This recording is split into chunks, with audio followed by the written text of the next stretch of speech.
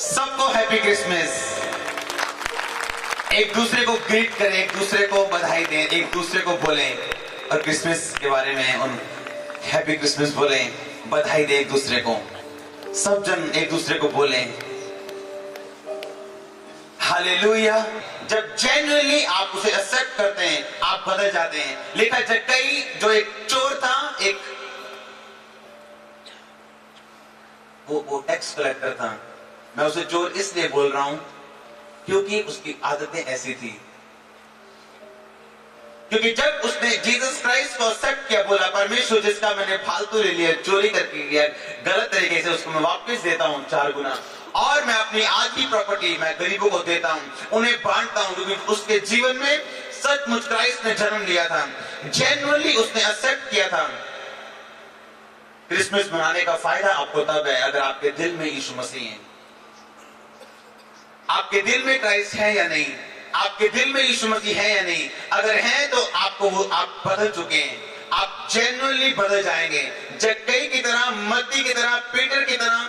वो पतरस जो गुस्से वाला इंसान था, वो पतरस जिसने एक तलवार लेके कान काट दिया, उसने कान नहीं काटा था, उसने सिर पे मारा था उसे मारने के लिए, लेकिन वो कान पे लग गया और कान कट गया। बाइबल में लिखा वो बदल गया, और जब वो असली रीति के साथ बदला तो लोगों से और विरोधियों से उसने मार खाई, और मार खाने के बाद आनंदित होकर ये बोलता है कि ओह कितना आनंदित हूं मैं आज कि यीशु मसीह के कारण मैं मार खाने योग्य तो ठहरा। परमेश्वर ने उसे बदल दिया। जब क्राइस्ट आपके जीवन में जन्म लेते हैं, आप जेन्युइनली जन्म लेते हैं, आप बदल जाते हैं। बाइबल में लिखा उसका नाम इमैनुअल रखा जाएगा, यानी परमेश्वर हमारे साथ। उसका नाम यीशु रखना स्वर्गदूत ने बोला, यानी वो अपने लोगों का उनके पापों से उद्धार करेगा। 38 साल के रोगी की ओर देखो, बाइबल में लिखा जब वो बीमार था और यीशु मसीह उसके पास आके बोलते क्या तू चंगा होना चाहता है?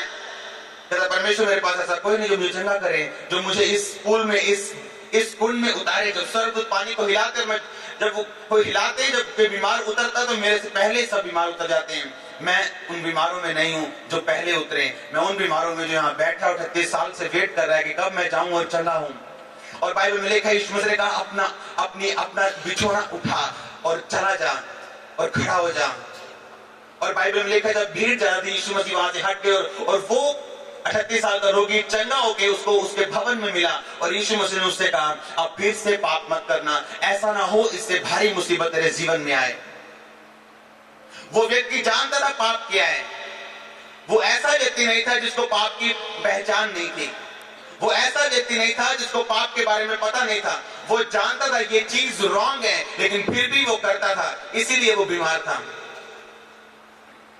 यीशु मसीह ने कहा अच्छा है तू चंगाई ना ले, इससे कि तू चंगाई लेके उसे गवा दे। इसलिए फिर से पाप मत करना, ऐसा ना भारी मुसीबत तेरे जीवन में आए। अभिषेक गवाने से ना लेना अच्छा है, चंगाई गवाने से चंगाई ना लेनी अच्छी है, बरकत गवाने से बरकत ना लेनी अच्छी है। जो बरकत, जो चंगाई, जो अमीरी, जो तरक्की, जो अभिषेक उसके वचन के द्वारा मिलता है, उसके वचन पे खड़े रहने से ही संभाला और खड़ा रखा जा सकता है। हालेलुया।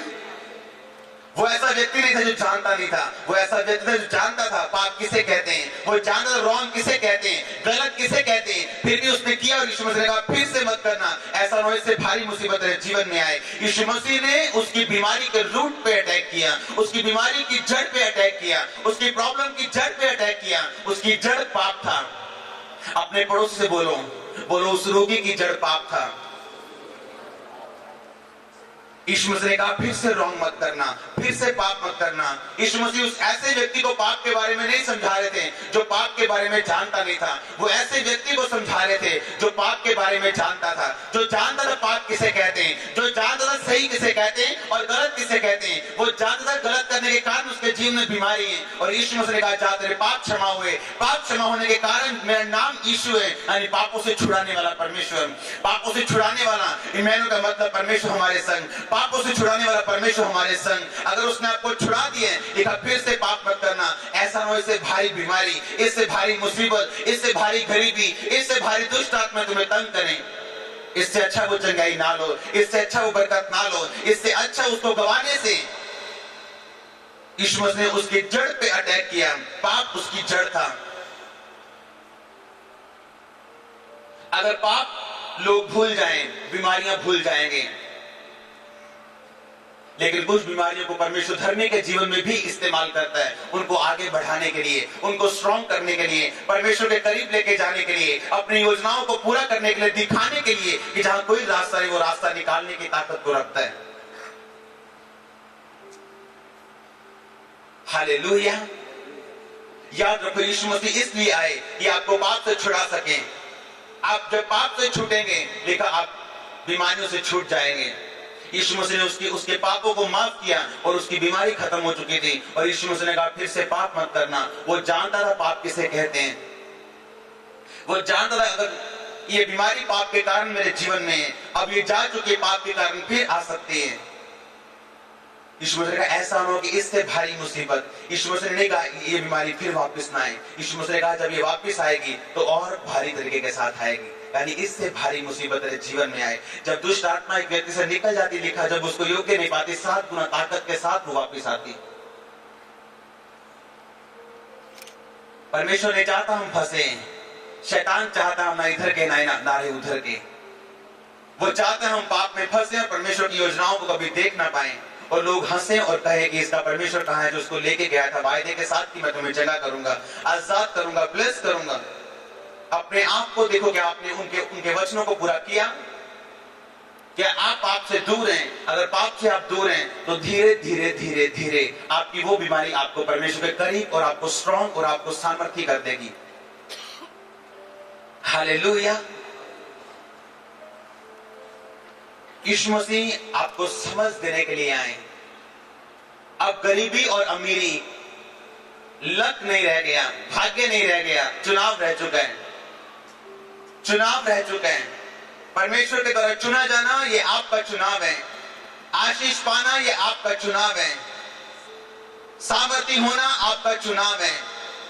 अपने आप को सफलता में हर वक्त देखना और सफलता में चलना ये आपका चुनाव है। परमेश्वर की ओर देखना ये सोच के कि वो कुछ करें, ये एक अज्ञानता है।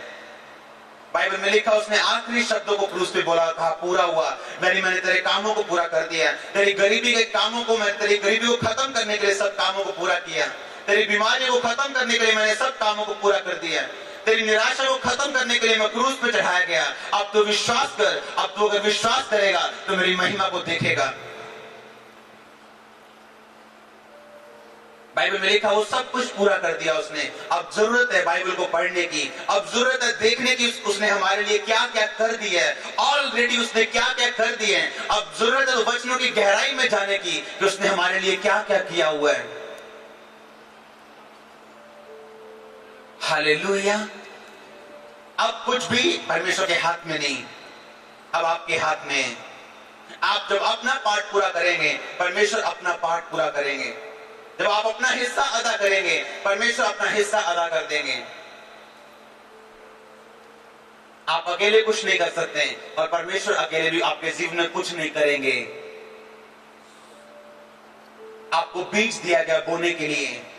बाइबल में लिखा उस दानियल ने बीज को बोया। उसका बीज था 21 दिन की रोजा प्रार्थना। उसका बीज था परमेश्वर के सामने एक एग्रीमेंट में जाना और रोजा प्रार्थना में जाना। और लिखा पहले दिन परमेश्वर ने उसकी प्रार्थना को सुना।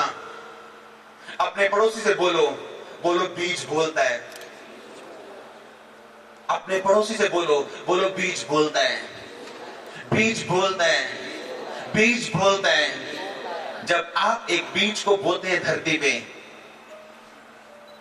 आपको लगता नहीं कि ये छोटा सा बीज इतना बड़ा पेड़ बन जाएगा आम का, लेकिन वो आम का बीज बोलता है और वो पेड़ बनता है। हालेलुया। बीज बोलता है और बाइबल बताती है आपको वो हर एक बीज दिया गया है जिसके द्वारा आप परमेश्वर से उन आशीष को ले सकते हैं। आपको हर प्रकार का बीज दे दिया गया है कि आप उसको बोएं और आशीषित हों। आप प्रार्थना के बीज को बोएं और सामर्थ्य हों। आपको बीज दे दिया गया है। ऐसा इस दुनिया में, इस चर्च में और पूरी दुनिया में ऐसा कोई क्रिश्चियन नहीं है जिसको परमेश्वर ने बीज नहीं दिया। बोना आपकी जिम्मेवारी है। बाइबल में लिखा है डैनियल ने उस बीज को बोया। 21 दिन उसने रोजा और प्रार्थना के बीज को एग्रीमेंट के साथ परमेश्वर के सामने गया और बाइबल में लिखा परमेश्वर ने पहले दिन स्वर्गदूत को भेजा। वो बात अलग है कि वो 21वें दिन उसके पास आता है, लेकिन उसकी प्रार्थना का जवाब आता जरूर है। उसका बीज बोलता है। हालेलुया। अब परमेश्वर ने कहा जितना बोएगा तो उतना काटेगा। तुझे सामर्थ चाहिए, मेरी हजूरी में आ, प्रार्थना में जा, विश्वास में बना रहे, विश्वास के बीज को बो और वो तेरे लिए बोलेगा।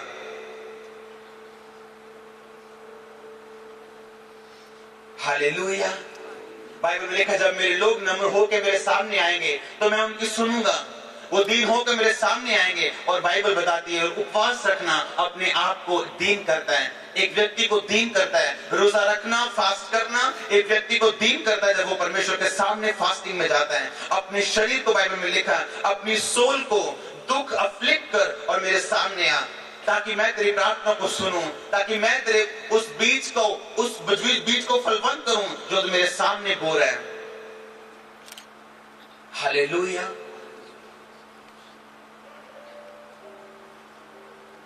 बाइबल में लिखा उस 99 के लोगों ने परमेश्वर के सामने 3 दिन 3 रात का एक बीज बोया। 3 दिन और 3 रात उन्होंने उपवास रखा। बाइबल में लिखा उन्होंने उपवास रखा और अपने दूध पीते बच्चे को भी उन्होंने पानी मुंह नहीं लगाया, अपने पशुओं को भी पानी मुंह नहीं लगाया। और बाइबल में लिखा 3 दिन रात वो परमेश्वर के सामने टाट ओढ़ के रोते रहे और परमेश्वर क्षमा मांगते रहे। और बाइबल में लिखा परमेश्वर जो उन लोगों से नफरत करता था और ये पापी लोग थे, परमेश्वर ने उनको मारने की बजाय उनको ब्लेस किया और बोला इन लोगों ने मन फिरा लिया, इन्होंने बीज को बोया, मैं इनके बीज को फलवंत करूंगा। अगर परमेश्वर उस पापी निन्वे को इतना ध्यान से सुनता है जब वो बीज को बोता है, आपको और मुझको वो क्यों करना देगा? आपकी और मेरी वो क्यों करना सुनेगा? आप और मैं जो उसके खास लोग हैं, आप और मैं जो उसके अपने खून से खरीदे गए लोग हैं, आप और मैं जो उसके अपने खून से परचेज किए हुए लोग हैं, वो हमारी और आपकी क्यों ना सुनेगा? हालेलुया। आप जो उसके खून से खरीदे हैं, स्पेशल प्राइस देके परमेश्वर ने आपको खरीदा है। जब आप उस बीज को बोएंगे तो वो आपकी क्यों करना सुनेगा? आज का टॉपिक उपवास है। वो बीज जो उपवास के साथ हम बोते हैं। बाइबल में लिखा इज़रा ने परमेश्वर के सामने जाके परमेश्वर के लोगों के लिए वो रोता है। नेहम्याह जाता है, उसके लोग जाते हैं। लिखा शाऊल और बरनबास को जब अलग करना था तो रोजे रखे गए और उपवास प्रार्थना की गई और परमेश्वर के सामने वो गए और उस बीज को बोया और परमेश्वर ने उनकी प्रार्थना को सुना। अगर परमेश्वर 99 के लोगों की प्रार्थना को सुन सकता है जब वो उपवास के साथ सच्चे मन से मन फिरा के उसके सामने जाते हैं, आप और मेरी वो क्यों करना सुनेगा? आपके और मेरे बीज क्यों करना फलवंत होंगे? बाइबल में लिखा वो बोने वालों को बीज देता है, फसल नहीं देता, वो बीज देता है। जब आप उस थोड़े टाइम को परमेश्वर में बोते हैं, आप काटते हैं, आप जो प्रार्थना में जाते हैं अपने टाइम के बीज को बोते हैं, आप काटते हैं सामर्थ को परमेश्वर के सामने। जब आप उपवास में जाते हैं, लिखा रोते और पीटते हुए अपने कपड़ों को, अपने मन को फाड़ के मेरे सामने आओ। लिखा अपने आप को दीन करते हुए मेरे सामने आओ, तब मैं तुम्हारी प्रार्थना को सुनूंगा। और बाइबल में लिखा जब 99 के लोग टाट ओढ़ के परमेश्वर के सामने जाते हैं, यीशु मसीह ने मत्ती में बोला एक कपटियों की तरह उपवास मत रखो।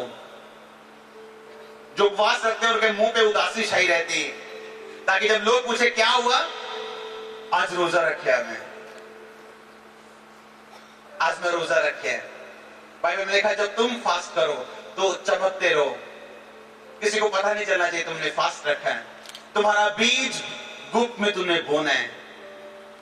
जब तुम उपवास करो तो कपटियों की तरह मत करो, क्योंकि यीशु मसीह ने कहा कुछ लोग फास्ट करते हैं सामर्थ को पाने के लिए, अभिषेक को पाने के लिए, लेकिन मन को फिराते नहीं, अपने आप को दीन नहीं करते। और बाइबल कहती है दाग का नया रस नई मशकों में भरा जाता है। जब वो नया रस, वो नई आशीष इस पुरानी मश्क में आएगी, दोनों फट जाएंगे।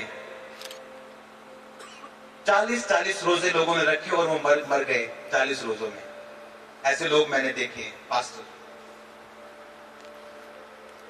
आप 40 रोजे प्रभु की नकल करके रख सकते हैं, पानी पे क्यों नहीं चलते आप? यीशु मसीह की तरह पानी पे क्यों नहीं चलते आप?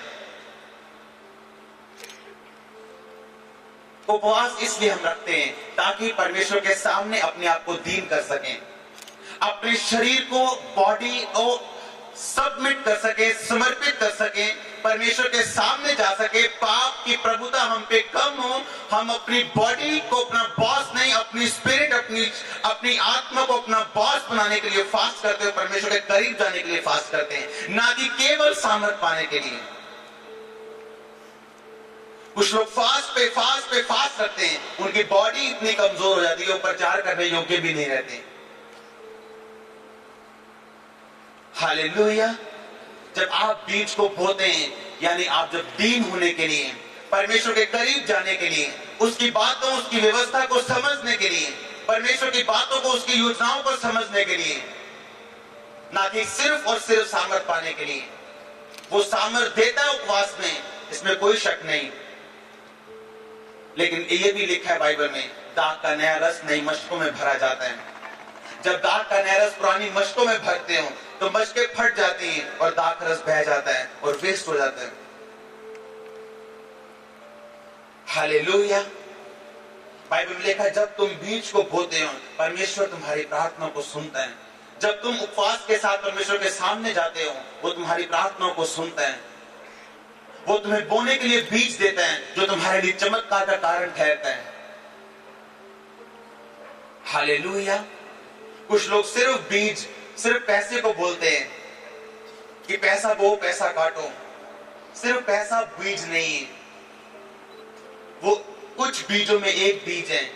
उपवास भी एक बीज है, प्रार्थना भी एक बीज है, अपना टाइम परमेश्वर में बोना भी एक बीज है, जिसे आप काटते हैं अच्छे टाइम के रूप में जब आप बोते हैं। हालेलुया। एक बार एक भविष्य रखा था, आज भी वो जिंदा है और पूरी दुनिया उन्हें जानती है। एक दिन परमेश्वर ने उन्हें बोला कि थोड़े दिन में तेरा एक्सीडेंट होगा और तुम मर जाएगा, अपनी तैयारी कर। पवित्र आत्मा ने उनकी मदद की, क्योंकि पवित्र आत्मा हमारा मददगार है।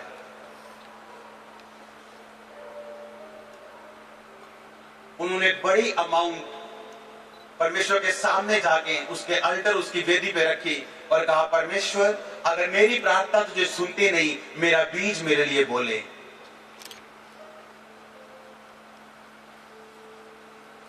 हालेलुया।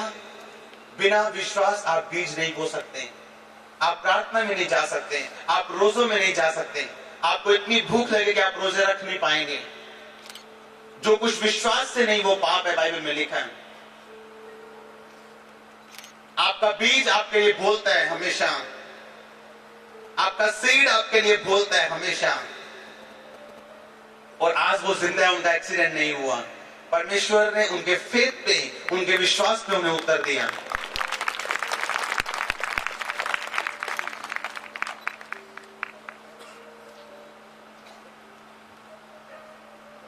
आपका बीज आपके लिए बोलता है जब आप बोते हैं। कई बार प्रार्थनाएं वो काम नहीं करती जो बीज काम करता है। तो वो उपवास के साथ लिखा, रोते और पीटते हुए अपने मन को फाड़ के मेरे सामने, यानी अपने आप को दीन करते हुए जब तू मेरे सामने आएगा। बाइबल में लिखा, जब दानियेल ने अपने आप को दीन किया, समझने और बूझने को मन लगाया,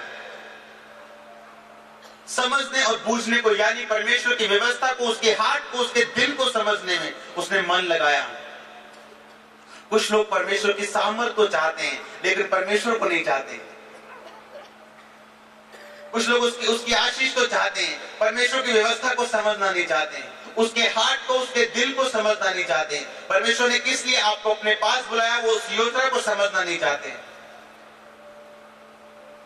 हालेलुया। जब आप उपवास और प्रार्थना में जाते हैं, अपने बीज को परमेश्वर के सामने बोते हैं, कई बार आपका बीज बोलता है परमेश्वर के सामने। आपका बीज ये दिखाता है कि आप में कितना विश्वास है, आपका बीज ये बताता है आप में कितना विश्वास है। जब मैं मसीह में आया, लगातार परमेश्वर ने मुझको हर तरह का बीज बोने के लिए बोला। आज वो बीज मेरे लिए बोलता है, मैं नहीं बोलता हूं। हालेलुया। क्यों ना आपका बीज आपके लिए बोले। आपका बीज ये बताए आप कितने फेथ में, कितने विश्वास में।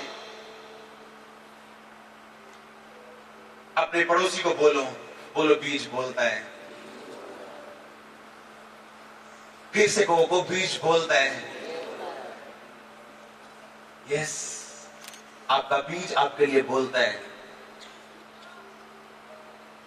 जब एक छोटे से बीज को बोया जाता है, लगता नहीं कि इतना बड़ा पेड़ बनेगा, लेकिन जब वो बनता है तो हम हैरान नहीं होते। उसी तरह जब हम बीज को बोते हैं मसीह में, जब वो फलता है, आज वो बीज फल चुके हैं जो मैंने बोए थे। आज उन फसल को मैं काट रहा हूं जो मैंने बोई थी।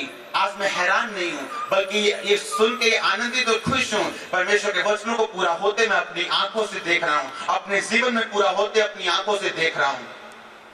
इसलिए यीशु मसीह ने कहा, मुझ में की गई प्रार्थनाएं व्यर्थ नहीं जाएंगी, मुझ में की गई मेहनत व्यर्थ नहीं जाएगी, मुझ में बोया गया वो प्रार्थना का बीज व्यर्थ नहीं जाएगा। मैं तुम्हारी प्रार्थना को सुन रहा हूं।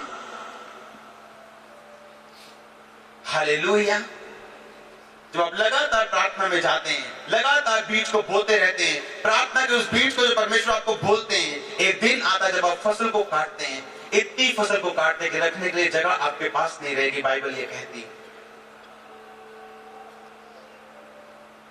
हालेलुया। क्यों ना हमारा जीवन बोले परमेश्वर को।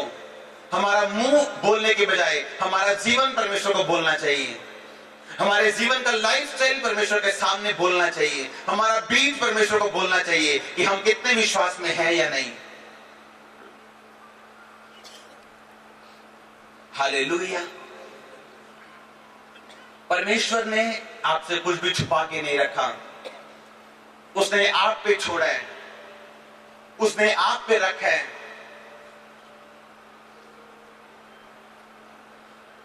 अगर मैं रोता रहता परमेश्वर के सामने, परमेश्वर मुझे सामर्थ दो, मुझे सामर्थ दो, मुझे सामर्थ दो, तो वो रोना एक बेवकूफी है। अगर मैं प्रार्थना ना करूं, अगर मैं रोजों में ना जाऊं, परमेश्वर मुझे अमीर करो, परमेश्वर के भवन में उसके कामों के लिए मैं पैसा ना पाऊं, तो बेवकूफी है बोलना परमेश्वर मुझे अमीर कर। उसने आपको बीज दिया बोने के लिए, ताकि आप कभी कलेश में ना रहें। ऐसा कोई व्यक्ति नहीं है इस दुनिया में जिसको उसने बीज नहीं दिया। हालेलुया। क्यों ना हमारा बीज हमारे लिए बोले, हमारा बीज ये बताए कि हम विश्वास में हैं या नहीं, हम फेथ में हैं या नहीं। अपनी आंखों को बंद करें, परमेश्वर से बोलें।